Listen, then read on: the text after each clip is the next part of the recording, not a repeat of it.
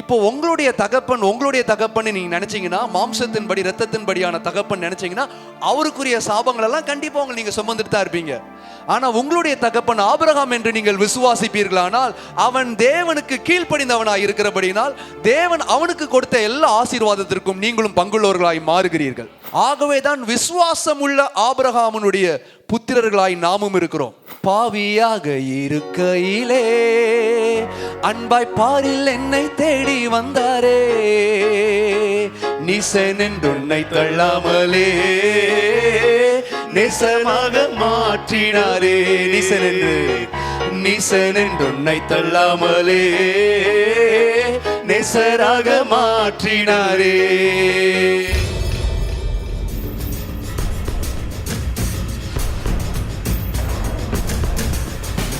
போஜன பலினா என்ன? மாவையோ இல்ல மாவினால் சுடப்பட்ட அப்பத்தையோ எடுத்து ஆசாரியன்ட்ட நீங்க கொடுக்கணும். அதில் ஒரு பங்கை அவர் எடுத்து பலிபீடத்தின் மேல தகனமா பலி செலுத்துவாரு. தேவன் அவர்களுக்கென்று ஒரு போர்ஷன் கொடுப்பார். அவர் வாங்கி அப்பத்தை சாப்பிடுவார். ஆசாரியர்களுக்கென்று ஒரு போர்ஷனை தருவார். தன்னுடைய போர்ஷன், இது என்னுடைய போர்ஷன் சொல்லி கொடுத்துருவாங்க. இதையெல்லாம் சேர்ந்து உட்கார்ந்து அந்த கூடாரத்திற்கு வெளியே உட்கார்ந்து அதை சாப்பிட வேண்டும் என்பதே போஜன பலியை குறித்த நியமமா இருக்கிறது. அதுதான் போன புதன்கிழமை நம்ம பார்த்தோம். இந்த போஜன பலி வேதத்தில் ஒருத்தர் செலுத்தினாரு. அந்த செலுத்துறதுனால வருகிற நன்மைகள் என்ன, அதனால் நமக்கு கிடைக்கும் பலன் என்ன என்று நாம் இன்று பார்க்க போகிறோம். இப்படிப்பட்ட ஒரு போஜன பலி, இதே போல ஒரு ஈவெண்ட் வேதத்துல ஒரு தேவ மனுஷன் செஞ்சிருக்கிறார். அதை நம்ம இப்ப பார்க்க போறோம். ஆதியாகம புஸ்தகம் 18வது அதிகாரம் 1-10 வரைக்கும். ஆபிரகாம் கூடாரத்திற்கு வெளியே காத்து கொண்டிருக்கிறார். அப்ப தூரத்துல 3 புருஷர்கள் வருகிறதை பார்க்கிறார். இது தேவனாகிய கர்த்தர்னு அவருக்கு புரிஞ்சுட்டு அவர் சொல்றாரு, நீங்க சாப்பிட்டுட்டு தான் போகணும் அப்படிங்கிறாரு. அவர் தெரிஞ்சோ தெரியாமலோ போஜன பலியை வந்திருக்கிற தேவனிடத்தில் அப்பங்களாய் சுட்டு அவருக்கு தருகிறார்.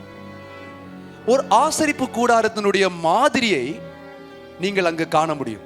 ஆசரிப்பு கூடாரத்துக்குள்ள பாத்தீங்கன்னா ஒரு காம்பவுண்ட் இருக்கும். அந்த காம்பவுண்ட்குள்ள ஒரு கூடாரம் இருக்கும். அதாவது கவர்ட் பிளேஸ் எதுனா பரிசுத்த ஸ்தலமும் மகா பரிசுத்த ஸ்தலமும். இது ரெண்டுமே கவர் பண்ணி கூடாரம் மாதிரி இருக்கும். கூடாரத்திற்கு வெளியே பலி செலுத்துற இடம் இருக்கும். அது ஓப்பனா தான் இருக்கும். இப்ப கர்த்தர் சொன்னாரு, ஆரோனியும் அவனுடைய குமாரர்களும் என்ன பண்ணணுமா? எங்க உட்காந்து சாப்பிடணும்? வெளியே உட்காந்து சாப்பிடணும். அதே போல பலியும் எங்க செலுத்தணும்னா அங்க வெளியே தான் செலுத்தணும், கூடாரத்திற்கு வெளியே. ஆனா அந்த ஆசரிப்பு கூடாரத்துடைய காம்பவுண்டுக்குள்ள, கூடாரத்துக்கு வெளியே. இன்னைக்கு ஆபிரகாமுடைய வீட்டினுடைய முற்றம், ஆபிரகாமுடைய வீட்டினுடைய முன் பகுதி தான் பலி செலுத்தக்கூடிய வெளிப்பிரகாரமா இருக்கிறது. சோ தெரிஞ்சோ தெரியாமலோ ஆபிரகாம் போஜன பலியை தேவனுக்கு செலுத்துகிறார். இந்த அப்பத்தினால் அவர்கள் திருப்தி அடைந்த பின்பு தங்களுடைய போர்ஷனை தராங்க. இப்ப போஜன பலினா அப்பத்தை பிச்சு தரணும். அவங்க வேற ஒரு போர்ஷன் தராங்க. இந்த அப்பத்திலிருந்து பிச்சு தரல, அவங்க வேற ஒரு போர்ஷன் தராங்க. என்ன தெரியுமா? உனக்கு ஒரு குமாரனை தருவேன், அதுவே என்னுடைய பங்கு. நீ என்னை அப்பத்தினால் திருப்தி ஆக்கினாய், அதனால நான் உனக்கு ஒண்ணு தரேன், குமாரனை தருகிறேன். இப்ப இந்த வாக்குத்தத்தம் ஆபிரகாமுக்குரியது. நீ எனக்கு போஜன பலியை கொடுத்த, ஆகவே நான் உனக்கு குமாரனை தருகிறேன் என்பது ஆபிரகாமுக்கு உரிய வாக்குத்தத்தம். நல்லா தெரிஞ்சுக்கோங்க, இயேசு கிறிஸ்துவும் ஆபிரகாமினுடைய சந்ததியில தான் வந்தார். இப்ப இந்த வாக்குத்தத்தமாகிய குமாரன் ஆபிரகாமுக்கு உரிய ஆசீர்வாதம். இயேசு கிறிஸ்துவும் ஆபிரகாமுக்கு உரிய ஆசீர்வாதம் தான்.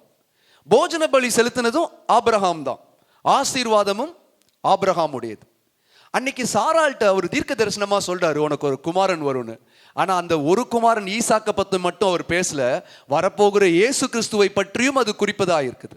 இப்போ கேள்வி என்னன்னா, ஆபிரகாம் பலி செலுத்துறாரு, ஆபிரகாம் ஒரு குமாரனை பெறுகிறார். இதுல உங்களுக்கும் எனக்கும் என்ன பங்கு இருக்கு? நம்ம போய் பலி செலுத்தணுமா? இல்ல. இல்ல ஆபிரகாமுடைய இரத்த சம்பந்தம் நம்மளா? நிச்சயமாக இல்லை. நம் யூதர்களும் இல்லை. யூதரா இருந்தாலும் ஆபிரகாமுடைய வம்ச வழியா வரல நம்ம. ஆகவே இந்த பலியில நம்மளுடைய பங்கு என்ன? இந்த பலிக்கும் நமக்கும் சம்பந்தம் இருக்கா? கலாத்தியரின் புஸ்தகம் 3வது அதிகாரம் 9வது வசனம். அந்தபடி விசுவாச மார்க்கத்தார் விசுவாசமுள்ள ஆபிரகாமுடனே ஆசீர்வதிக்கப்படுகிறார்கள். விசுவாச மார்க்கத்தார் விசுவாசம் உள்ள ஆபிரகாமோடே ஆசீர்வதிக்கப்படுகிறார்கள். எத்தனை பேர் சொல்றீங்க விசுவாச மார்க்கத்தார்னு? நீங்களும் விசுவாச மார்க்கத்தார் என்பீர்களானால் விசுவாசமுள்ள ஆபிரகாமின் ஆசீர்வாதத்திற்கு நாமும் பங்குள்ளவர்களாய் மாறுகிறோம். ஆபிரகாமினுடைய இரத்த சம்பந்தம் நமக்கு இல்லாட்டி கூட ஆபிரகாம் நமக்கு விசுவாசத்தின் மூலமாக நமக்கு தகப்பனாய் மாறுகிறார். ஏன்னா வசனம் சொல்லுது, விசுவாசமுள்ள மார்க்கத்தார்களாகிய.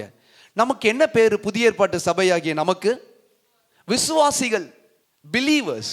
கிறிஸ்தவர்கள் என்பது புறஜாதிகள் நமக்கு வச்ச பேரு. ஆனா கர்த்தர் நமக்கு வச்ச பேர் என்ன? வேதத்தில் நமக்கு வைக்கப்பட்ட பேர் என்ன? விசுவாசிகள். நீங்களும் விசுவாசிகளானால், நீங்களும் தேவனை விசுவாசிக்கிற விசுவாசிகளானால் ஆபிரகாமினுடைய ஆசீர்வாதத்திற்கு பங்குள்ளவர்களாய் இருக்கிறீர்கள். ஹல்லேலூயா. நாம் வெளியே இருக்கிறவங்க கிடையாது. இனிமேல் நாம் ஆபிரகாமோடு கூட தேவனுடைய ஆசீர்வாதத்தின் பங்காகி அவருடைய குமாரனை நாம் பெற்றிருக்கிறோம். பிரியமானவர்களே, எல்லா ஆசீர்வாதத்தை விட குமாரனை நாம் ஈவாய் பெற்றிருப்பதே மிகப்பெரிய பாக்கியம். ஏன்னா சகல ஆசீர்வாதங்களும் இந்த குமாரனுக்குள்ளாக தான் இருக்கிறது. இதனாலதான் ஆதியாகமம் 22:18 ஆபிரகாமுக்கு ஒரு வாக்குத்தத்தம் எப்படி கொடுக்கிறாருன்னா, நீ என் சொல்லுக்கு கீழ்ப்படிந்தபடியினால் உன் சந்ததிக்குள் பூமியில் உள்ள சகல ஜாதிகளும் ஆசீர்வதிக்கப்படும். சகல ஜாதியாகிய நம்மை ஆபிரகாமுக்குள்ளாக வைத்து நம்மையும் அவர் ஆசீர்வதிக்கிறார். ஹல்லேலூயா. இது ஆபிரகாமுக்கு கர்த்தர் வாக்கு கொடுத்தார். உன் சந்ததியை மட்டும் நான் ஆசீர்வதிப்பேன் அவர் சொல்லல. அவர் சொல்றாரு, உன் சந்ததிக்குள் பூமியில் உள்ள சகல ஜாதிகளும், all the nations will be blessed. அதனாலதான் அன்னைக்கு பலி செலுத்தினது ஆபிரகாமா இருந்தாலும் அந்த பலியினுடைய பங்கு, அந்த ஆபிரகாமினுடைய ஆசீர்வாதம் இன்று உங்களுக்கும் வந்து சேருகிறது, பார்க்கிற உங்களுக்கும் வந்து சேருகிறது, விசுவாசிக்கிற ஒவ்வொருவருக்கும் வந்து சேருகிறது. ஆனா நம்ம அதை விசுவாசிக்கணும். என்ன தெரியுமா? நாமும் ஆபிரகாமினுடைய சந்ததி என்று நாம் விசுவாசிக்கணும். ஹல்லேலூயா. அதை நீங்கள் விசுவாசிக்கும் போது அதுதான் கீ. இந்த ஆசீர்வாதத்திற்குரிய கீ எது தெரியுமா? இந்த ஆபிரகாம் வழியாக தேவன் கொடுத்த ஆசீர்வாதம் எனக்கும் பங்கு உண்டு. ஆபிரகாம் அன்று செலுத்தின பலிக்கு நானும் பங்குள்ளவனா இருக்கிறேன். சில பேருக்கு குடும்ப சாபங்கள் இருக்கும். தங்களுடைய தகப்பன்மார்கள், மூதாதியர்கள் செய்த தவறுகள் நிமித்தமாக சாபங்கள் வரும் அவங்களுடைய வாழ்க்கையில. ஆனா கர்த்தர் இங்க நம்மளை பார்த்து சொல்றாரு, ஆபிரகாமை பார்த்து சொல்றாரு, நீ என் சொல்லுக்கு கீழ்ப்படிந்தபடியினால் உன் சந்ததிக்குள் பூமியில் உள்ள சகல ஜாதிகளும் ஆசீர்வதிக்கப்படும். இப்போ உங்களுடைய தகப்பன் நீங்க நினைச்சீங்கன்னா, மாம்சத்தின்படி இரத்தத்தின்படியான தகப்பன் நினைச்சீங்கன்னா, அவருக்குரிய சாபங்கள் எல்லாம் கண்டிப்பா உங்களை நீங்க சுமந்துட்டு தான் இருப்பீங்க. ஆனா உங்களுடைய தகப்பன் ஆபிரகாம் என்று நீங்கள் விசுவாசிப்பீர்களானால், அவன் தேவனுக்கு கீழ்ப்படிந்தவனாய் இருக்கிறபடினால் தேவன் அவனுக்கு கொடுத்த எல்லா ஆசீர்வாதத்திற்கும் நீங்களும் பங்குள்ளவர்களாய் மாறுகிறீர்கள். ஹல்லேலூயா. ஆகவே தான் விசுவாசம் உள்ள ஆபிரகாமுடைய புத்திரர்களாய் நாமும் இருக்கிறோம். நம்முடைய தகப்பன் எப்படிப்பட்ட தகப்பன்? விசுவாசம் உள்ளவர், தேவனுக்கு கீழ்ப்படிந்தவர். அப்ப சொல்ல முடியுமா, எனக்கு குடும்ப சாபம் இருக்கு, எங்க அப்பாவுடைய சாபம் இருக்கு, ஏன் சாபம் இன்னும் நம்மளை பிடிச்சிருக்கு, ஏன் இன்னும் நமக்கு அக்கிரமம் நம்மளுடைய தலை மேல இருக்கு, ஏன் நம்முடைய சந்ததி மேல இருக்கு? ஏன் தெரியுமா? நாம் இன்னும் ஆபிரகாம் நம்முடைய தகப்பன் என்பதை சுதந்திரிக்காமல் நம்முடைய தகப்பனுடைய இரத்தத்தையும் சாபத்தையும் நாம் சுதந்திரித்து வச்சுக்கிட்டு இதுதான் என்னோடதுன்னு வச்சிருக்கோம். உங்களுடைய தாய் தகப்பன் ஆபிரகாம் தான். ஆபிரகாமும் சாராளும் தான். அங்க நோக்கி பாருங்க, அதற்குரிய எல்லா பலனையும் நீங்கள் இன்றிலிருந்து பெற்றுக்கொள்வீர்கள். தேவனுக்கென்று அசாதாரணமான காரியங்களை நீங்கள் செய்யும்படியான கிருபையையும் வல்லமையும் கர்த்தர் உங்களுக்கு தரப்போகிறார். இது எனக்கு கிரியை செய்கிறது, வார்த்தை என்னுடையது என்று சொல்லுகிறவர்கள் இன்னும் நல்ல கைகளை தட்டி, ஆண்டவரே, நானும் ஆபிரகாமை போல, என்னுடைய தகப்பனை போல, என்னுடைய தகப்பனான ஆபிரகாமை போல விசுவாசத்தில் வல்லவனாய் மாறுவேனாக. விசுவாச பட்டியலில் என்னுடைய பேரும் சேர்க்கப்படுவதாக. கலாத்தியரின் புஸ்தகம் 3:8. தேவன் விசுவாசத்தினாலே புறஜாதிகளை நீதிமான்களாக்குகிறார் என்று வேதம் முன்னாக கண்டு உனக்குள் சகல ஜாதிகளும் ஆசீர்வதிக்கப்படும் என்று ஆபிரகாமுக்கு சுவிசேஷமாய் முன்னறிவித்தது. ஆதியாகமத்துல வாச 22:18 வாச அந்த வசனத்தை தான் அப்போஸ்தலனாகிய பவுல் கலாத்தியர்ல கோட் பண்றாரு. ஆனா அப்போஸ்தலனாகிய பவுல் ஒரு வேர்ட் எக்ஸ்ட்ரா ஆட் பண்ணிக்கிறாரு. என்ன சொல்றாரு? மேலும் தேவன் விசுவாசத்தினாலே புறஜாதிகளை நீதிமான்கள் ஆக்குகிறார் என்று. விசுவாசத்தினாலே புறஜாதிகளை நீதிமான்கள் ஆக்குகிறார் என்று. இன்னைக்கு நீங்க விசுவாசிச்சீங்கன்னா நீங்களும் நீதிமான்களாய் மாறுகிறீர்கள். ஹல்லேலூயா. வசனம் சொல்லுது, அதை வாசிங்க. உனக்குள் சகல ஜாதிகளும் ஆசீர்வதிக்கப்படும் என்று ஆபிரகாமுக்கு சுவிசேஷமாய் முன்னறிவித்தது. ஆபிரகாமுக்கு சுவிசேஷமாய் முன்னறிவிக்கப்படுகிறது. எது சுவிசேஷம்? எது சுவிசேஷம்? ஆபிரகாம் நம்முடைய தகப்பன் என்பது சுவிசேஷம். ஆபிரகாமினுடைய ஆசீர்வாதம் புறஜாதிகளாகிய உங்களுக்கும் எனக்கும் வருகிறது என்பதே சுவிசேஷம். ஹல்லேலூயா. அவர் செலுத்தின அந்த பலிக்கு நீங்களும் நானும் பங்குள்ளவர்களாய் இருக்கிறீர்கள் என்பதே சுவிசேஷம். நல்லா கவனிங்க. ஆதியாகமம் 17 கர்த்தர் பேரை மாத்துறாரு. ஆதியாகமம் 17 வரைக்கும் ஆபிரகாமுக்கு ஆபிராம் என்றே பேர். ஆபிராம்னா என்ன? எக்ஸால்டட் ஃபாதர், உயர்த்தப்பட்ட தகப்பன். எப்போ? 17. இந்த மம்ரேயின் சமபூமியில ஆபிரகாம் பலி செலுத்துறதுக்கு முன்பதாக பேரை மாத்திட்டு பலி செலுத்த வைக்கிறார். ஏன் சொல்லுங்க? அப்பதான் அந்த பலிக்கு நீங்களும் நானும் பங்குள்ளவர்களாய் மாறுவோன்ட்டு. பேர் என்ன தெரியுமா? ஆபிராம் என்று எண்ணப்படாமல் நீ ஆபிரகாம் என்று எண்ணப்படுவாய். ஆபிரகாம்னா என்ன? சகல ஜாதிகளுக்கும் நீ தகப்பன். You are father of many nations. இல்ல அநேக ஜாதிகளுக்கு நீ தகப்பனாய் இருக்கிறாய். இப்படி பேரை மாத்திட்டு அதுக்கப்புறம் அவன் பலி செலுத்துறான். அந்த பலியை கர்த்தர் ஏத்துக்கிறாரு. ஏன்னா இந்த பலிக்கு நீங்க எல்லாருமே பூமியில் உள்ள சகல ஜாதியும் பங்குள்ளவர்களாய் மாற வேண்டும் என்பதற்காக தான் பேரை மாத்தினதுக்கு அப்புறம் ஆபிரகாம் பலி செலுத்துறாரு. அந்த பலியை கர்த்தர் ஏத்துக்கிட்டு உனக்கு குமாரனை தருவேன்கிறாரு. ஆகவே அந்த ஆசீர்வாதம் உங்களுக்கும் எனக்கும் உரியதா இருக்கிறது. பைபிள்ல ஒரு பகுதி ஒன்று இருக்கு. என்ன சொல்றாருன்னா, நான் ஆபிரகாமின் தேவன் அப்படிங்கிறார். இது ஏன் அப்படி சொன்னாருன்னு இப்ப சொல்றேன் கேளுங்க. ஆதியாகமம் 17:7 வாசிங்க. உனக்கும் உனக்கு பின்வரும் உன் சந்ததிக்கும் நான் தேவனாய் இருக்கும்படி எனக்கும் உனக்கும் உனக்கு பின் தலைமுறை தலைமுறையாக வரும் உன் சந்ததிக்கும் நடுவே என் உடன்படிக்கையை நித்திய உடன்படிக்கையாக ஸ்தாபிப்பேன். அந்த உடன்படிக்கை என்னன்னா, நான் உனக்கு தேவனா இருக்கேன். நான் உனக்கு மட்டும் தேவன் இல்லை, பின்னாடி வர எல்லா சந்ததிக்கும், உன் மூலமாய் வருகிற எல்லா சந்ததிக்கும் நான் தான் தேவன். நம்மெல்லாம் பிறக்கிறதுக்கு முன்னாடியே நம்மளுடைய தேவன் அவர் என்று ஆபிரகாம் மூலமாக அவர் தீர்மானம் பண்ணிவிட்டார். கர்த்தர் ஆபிரகாமுக்கு நிறைய ஆசீர்வாதத்தை கொடுத்தாரு. அதையெல்லாம் உங்களுக்கு எனக்கும் வரணும்னு நினைச்சாரு. ஒரு லிங்க் வேணும். இந்த லிங்க் என்ன? கர்த்தர் சொல்றாரு, ஆபிரகாமின் தேவனாகிய நான் தான் உனக்கும் தேவன். அப்ப லிங்க் யாருன்னா ஆபிரகாம் கிடையாது, ஆபிரகாமின் தேவன் தான் நமக்கு இந்த பலிக்கு லிங்க். ஆபிரகாமுக்கும் அவனுடைய சந்ததியாகிய அவங்களுக்கும் இந்த ஆசீர்வாதம் போறதுக்கான லிங்க் நான் தான். சேஃபஸ்ட் பிளேஸை விட சேஃபான பிளேஸ் நம்முடைய தேவன். ஹல்லேலூயா. உங்களுக்கு வந்து சேர வேண்டிய ஆசீர்வாதங்கள், கர்த்தர் உங்களுக்கு என்று திட்டம் பண்ணியிருக்கிற ஆசீர்வாதங்கள் நிச்சயமாய் உங்களுக்கு சேரும். இந்த லிங்க் கர்த்தர் என்பதை நீங்கள் உணர்ந்து கொள்வீர்களானால், இது ஆபிரகாமின் தேவன் என்கின்ற நாமத்திற்குரிய இந்த லிங்க். இது 1000 நாவுகள் போதாதையா, உமை பாடாமல் என் நாவல் தீராதையா. சொல்லொனா நன்மைகள் செய்தீரையா, அதை சொல்லாமல் இருக்கவும் முடியாதையா. ஏசையா ஏசையா ஏசையா ஏசையா. கள்ளன் என்னை தள்ளாமலே கருத்துடன் ஆதரித்த எந்த நேசரே. கள்ளன் என்றென்னை தள்ளாமலே கருத்துடன் ஆதரித்த எந்த நேசரே. உம் அன்பிற்கு ஆழம் அகலமில்லை, உம் அன்பிற்கு ஆழம் அகலமில்லை. அதை சொல்ல பூவில் எங்குமே வார்த்தை இல்லை. ஏசையா ஏசையா ஏசையா ஏசையா. கைகளை உயர்த்தி, 1000 நாவுகள் போதாதையா, உமை பாடாமல் என் நாவல் தீராதையா.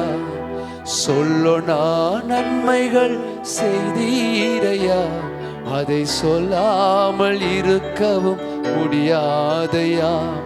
ஏசையா ஏசையா ஏசையா ஏசையா. கைகளை தட்டி அந்த தேவனை மகிமைப்படுத்துவோமா. உங்களுடைய எல்லா பொக்கிஷங்களும் உங்களுக்கு வர வேண்டிய எல்லா ஆசீர்வாதங்களும் தேவனுடைய பொக்கிஷமாகிய அவருடைய நாமத்திற்குள் அடங்கி இருக்கிறது. ஆகவேதான் ஆபிரகாமை கர்த்தர் ஆசீர்வதிக்கும் போது சொல்றாரு, அந்த வசனத்தினுடைய பின்பகுதி, நான் வேற நாமத்தின் மூலமா ஆசீர்வதிக்காம ஏன் நாமத்தின் மேலேயே அதன் மேலேயே ஆணை எடுக்கிறேங்கிறார். பிரியமானவர்களே, இப்போ இந்த பலி செலுத்துறாரு, ஓகே, பங்குள்ளவர்களையும் சில பேத்துக்கு ஒரு ஓகே, இது ஒரு பெரிய மேட்டர் இல்லாத போல உங்களுக்கு தோணும். ஒரு விஷயம் சொல்றேன் கேளுங்க, தேவனை பிரியப்படுத்துவது அவ்வளவு சுலபம் அல்ல. நம் தேவாதி தேவனை பிரியப்படுத்துவது அவ்வளவு சுலபம் அல்ல. He has a greatest standard for all. மோசே தன் வீட்டில் எங்கும் உண்மையுள்ளவன் என்று வேதம் சொல்லுகிறது. ஆனாலும் மோசே ஒரு சின்ன தப்பு பண்ணிட்டார், கானான்குள்ள போக முடியல. யோசேப்பு சகலவற்றிலும் சுத்தம் உள்ளவனாய் இருந்தான். ஆனா வசனம் சொல்லுது, அவனை இரும்பு சங்கிலினால் அவன் சுத்திகரிக்கப்பட வேண்டிய நிலை இருக்கு. தேவனுடைய ஸ்டாண்டர்ட் வேற. எல்லா பலிகளையும் அவர் ஏற்றுக்கொள்வதில்லை. ஏன்? ஆபேல் காயின் 2 பேரும் பலி செலுத்தும் போது அவர் காயினுடைய பலிகளை ஏற்றுக்கொள்ளவில்லை. ஆனா காயின்ட்ட பேசிக்கிட்டே இருக்கார் கர்த்தர். அது மட்டும் இல்ல, 12 கோத்திரமும் ஊழியம் செய்யணும்னு நினைச்சிச்சு. ஆனா ஆரோனுடைய கோல் மட்டும்தான் துளுத்துச்சு. நிறைய பேர் தேவனோட பேசணும்னு நினைச்சாங்க, நானும் வழி நடத்துவேன்னாங்க. கோராகின் புத்திரர் மோசையோடு பிரச்சனை பண்ணாங்க. கர்த்தர் கோராகின் புத்திரரை அழித்து போட்டார். ஏன்? மிரியாமையும் கர்த்தர் அடிச்சார். அப்படிலாம் நீ பேசாத, மோசே மட்டும்தான் எனக்கு, எல்லாருடைய பலியும் நான் ஏத்துக்க மாட்டேங்கிறார். அது மட்டும் இல்ல, இந்த புதிய ஏற்பாட்டிலே எடுத்துக்கோங்களேன், நிறைய பேர் அப்போஸ்தலருடைய பாதத்துல காணிக்கைகளை வச்சாங்க. ஆனாலும் அனனியா சப்பீரா தன்னுடைய ஆஸ்திகள் ஃபுல்லாத்தையும் அவங்க வித்துட்டு சபைக்கு கொடுத்த போது கூட கர்த்தர் ஏத்துக்கல. எல்லா பலிகளின் மூலமாக நாம் கர்த்தரை பிரியப்படுத்தவே முடியாது. அதனாலதான் கர்த்தர் சொன்னாரு, நீ எல்லாம் ஒரு பலியும் செலுத்த வேண்டாம், நீ செலுத்துற பலியில எனக்கு பிரியமே இல்லை, நான் பலிகளை விரும்புவதும் இல்லை, அப்படி நீ செலுத்தினாலும் கரெக்டா செய்ய மாட்டேன் அப்படின்னு கர்த்தருக்கு தெரியும். அதனால அவர் சொன்னாரு, ஒரு உண்மையாலுமே விசுவாச மனிதனாகிய ஆபிரகாமை எடுத்து கர்த்தர் என்னெல்லாம் சொன்னாரோ, ஒரு நாய்க்குட்டி போல கண்ணை மூடிட்டு கேட்கிற ஒரு மனிதனை அவர் தெரிஞ்சுக்கிட்டார். தேவன் சொல்லிட்டா தான் பிள்ளைய கூட பலி செலுத்துற ஒரு மனிதனை தெரிந்து கொண்டு அவனுக்கு பேரை மாத்திட்டு அவன் ஒரு பலி செலுத்த வச்சு அந்த பலிக்குரிய பங்குதாரராய் உங்களையும் என்னையும் மாற்றி இருக்கிறார்னா, இவரை போல ஒரு நல்ல தகப்பன் வேற யாருமே இல்லை. ஹல்லேலூயா. ரோமரின் புஸ்தகம் 4வது அதிகாரம் 22 இருந்து 24 வரைக்கும் வாசிங்களேன். ஆகையால் அது அவனுக்கு நீதியாக எண்ணப்பட்டது, அது அவனுக்கு நீதியாக எண்ணப்பட்டது என்பது அவனுக்காக மாத்திரமல்ல, நமக்காக அவனுக்கு நீதியாக எண்ணப்பட்டது என்பது அவனுக்காக மாத்திரமல்ல. ஈசாக்க போய் பலியா செலுத்தினாரு, அது ஆபிரகாமுக்கு மட்டும் கிடையாதான், அது உங்களுக்கும் எனக்கும் உரியதா இருக்கிறது. ஹல்லேலூயா, ஹல்லேலூயா. அவனுக்காக மாத்திரமல்ல, நமக்காகவும் எழுதப்பட்டிருக்கிறது. நம்முடைய கர்த்தராகிய இயேசுவை மரித்தோரிலிருந்து எழுப்பினவரை விசுவாசிக்கிற நமக்கும் அப்படியே எண்ணப்படும். ஹல்லேலூயா. அவர் நம்முடைய பாவங்களுக்காக ஒப்பு கொடுக்கப்பட்டும் நாம் நீதிமான்களாக்கப்படுவதற்காக எழுப்பப்பட்டும் இருக்கிறார். இயேசு கிறிஸ்து மத்தேயு 3வது அதிகாரம் 9வது வசனத்துல இந்த பரிசேயர் சதுசேயரை பார்த்து ஒரு கேள்வி கேட்கிறார். நீங்க எல்லாம் ஆபிரகாம் உங்களுடைய தகப்பன், ஆபிரகாம் உங்களுடைய தகப்பன்னு பெருசா பேசிக்காதீங்க. தேவனாகிய கர்த்தர் தேவனால் இந்த கல்லுகளில் மூலமாக கூட ஆபிரகாமுக்கு புத்திரர்களை ஏற்படுத்த முடியும்னாரு. ஆபிரகாம் எங்களுக்கு தகப்பன் என்று உங்களுக்குள்ளே சொல்லிக்கொள்ள நினையாதிருங்கள், தேவன் இந்த கல்லுகளினாலே ஆபிரகாமுக்கு பிள்ளைகளை உண்டு பண்ண வல்லவராய் இருக்கிறார் என்று உங்களுக்கு சொல்லுகிறேன். யூதர்களுக்கு அடையாளம் அப்பம், வார்கோதுமை அப்பம் யூதர்களுடைய அடையாளம் வேதத்துல. இல்லனா ஒலிவ மரம், அத்தி மரம், இதெல்லாம் யூதர்களுடைய அடையாளம். ஆடு, இது கூட யூதருக்கு அடையாளம் தான். புறஜாதிகளுக்கு அடையாளம் என்ன தெரியுமா? கற்கள். ஏன்னா சிலையெல்லாம் கல்ல தானே செய்யறாங்க. அதனாலதான் ஆபிரகாம் கல்தேயர் என்கின்ற பட்டணத்துல அவன் சிலை செஞ்சுட்டு இருந்தான். அவனை கர்த்தர் கூப்பிட்டு, உன்னை நான் பெரிய ஜாதி ஆக்குவேன், நீ புறஜாதியா இருக்கிற, நான் உன்னை ஜாதி ஆக்குறேன், என்னுடைய ஜாதியா மாத்துறேன். ஆனா இயேசு கிறிஸ்து சொல்றாரு, நீங்க எல்லாம் எழுத்தின்படியா இருக்கிறீங்க பாருங்க, நீங்களும் ஆபிரகாமுக்கு புள்ள நினைச்சிட்டு இருக்காதீங்க. இந்த கல்லுகள் மூலமாக கூட கர்த்தர் ஆபிரகாமுக்கு புத்திரர்களை ஏற்படுத்த முடியும்னு சொன்னாரு. உண்மையாகவே கல்லுகளாகிய உங்களையும் என்னையும் ஆபிரகாமுக்கு புத்திரராய் அவர் மாற்றி இருக்கிறார். அதோடு அவர் நிக்காம இயேசு கிறிஸ்து சொன்னாரு, இந்த கல்லின் மேல் என் சபையை கட்டுவேன். இந்த கல்லின் மேலே என் சபையை கட்டுவேன். அத்தி மரத்து மேல கட்டுவேன் சொல்ல, மரத்தின் மேல கட்டுவேன் சொல்ல, இந்த கல்லின் மேல் என் சபையை கட்டுவேன். பாதாளத்தின் வாசல்கள் அதை மேற்கொள்ளாது. பாதாளத்தின் வாசல்கள் அதை மேற்கொள்ளாது. உங்கள் மீதும் என் மீதும் தான் கர்த்தர் தன்னுடைய சபையை கட்டியிருக்கிறார். இதுவரைக்கும் உங்களை அந்தகாரப்படுத்தின எல்லா பொல்லாத சத்துருவின் கிரியைகளையும் கர்த்தர் இன்றே விரட்டி அடிக்கிறார். ஆபிரகாமின் புத்திரர் என்று சொல்லுகிற உங்களை தேவன் கொடுத்த வாக்கின்படியே அவர் கிருபையாய் உங்களை நடத்துகிறார். கலாத்தியர் 3:7. ஆகையால் விசுவாச மார்க்கத்தார்கள் எவர்களோ அவர்களே ஆபிரகாமின் பிள்ளைகள் என்று அறிவீர்களாக. விசுவாச மார்க்கத்தார் எவர்களோ அவங்க மட்டும்தான் ஆபிரகாமினுடைய பிள்ளைகளாம். ஹalleluya. ஆபிரகாம் என்னுடைய தகப்பன்னு யூதர்கள் சொல்றாங்க, இஸ்லாமியர்கள் சொல்றாங்க. நம்ம மட்டும்தான் சொல்லல. ஆபிரகாம் அது ஆமா ஈசாக்கோடைய அப்பான்ட்டு இருக்கோம். ஆனா வேதம் சொல்லுகிறது விசுவாச மார்க்கத்தார் யார் எவர்களோ அவர்கள் மட்டும்தான் ஆபிரகாமினுடைய பிள்ளைகள். மாறிடா என் மானேசரே, மாறாதவர் அன்பன் நாளுமே, கல்வாரி சிலுவை மீதிலே காணுதேயும் அன்பிதே. கல்வாரி கல்வாரி சிலுவை மீதிலே காணுதேயும் அன்பிதே. இயேசுவின் மகா அன்பிதே, அதின் ஆழம் அறியலாகுமோ? இதற்கிணை ஏதும் வேறில்லையே, இணை ஏதும் வேறில்லையே. இயேசுவின் மகா அன்பிதே, வாயை திறந்து இதன் ஆழம் அறியலாகுமோ? இதற்கிணை ஏதும் வேறில்லையே, இணை ஏதும் வேறில்லையே. எத்தனை பேருக்கு இந்த பாட்டு தெரியும்? 2 பேத்துக்கு தான் தெரியும், 2-3 பேத்துக்கு தான். ஓகே.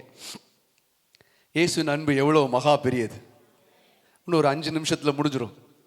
கொஞ்சம் நன்றியுள்ள இருதயத்தோடு இந்த வசனத்தை கேட்கும் போதே தேவனுடைய அன்பை பெற்றவர்களாய் நன்றியுள்ள இருதயத்தோடு இந்த ஆசீர்வாதத்தையும் பெற்று நம்ம திரும்புவோம். ஹalleluya, ஹalleluya.